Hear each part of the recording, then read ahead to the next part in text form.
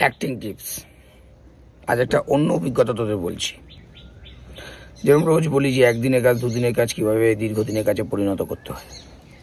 আমি দেখলাম অনেকে যেটা করেছে যে স্ক্রিপ্টেড বন্ধু 1, বন্ধু 2, বন্ধু 3, বন্ধু 4 সব ডায়লগ পড়েছে, খুব ভালো, I am really appreciate them. কিন্তু একটা জিনিস মাথায় রাখতে হবে, শর্ট চলার সময় একটা মনিটর হয়, তো মনিটরে বন্ধু 1, বন্ধু 2, বন্ধু 3 তিনজনকে বলে দেওয়া হয়েছে কে কোন ডায়লগটা বলবে। যখন টেক হলো তখন যে বন্ধু 1 ছেলেটি পাঠ করছিল সেই দেখছি বন্ধু 1-এর ডায়লগ নিজেরটার সাথে সাথে ও বন্ধু 2, 3 তার ডায়লগও বলে দিচ্ছে, সে মুখস্থ করেছিল বলে।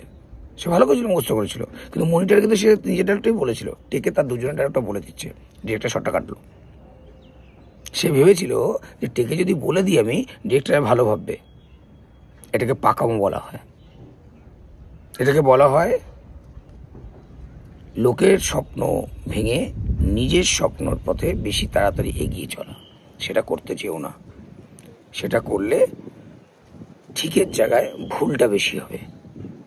তাই যেটুকু বলা হবে সেটুকু করো, তাই সেটাই তোমাদেরও ভালো হবে এবং তোমার চারপাশে যারা আছে তাদেরও ভালো হবে। মনে থাকে যেন। Thank you.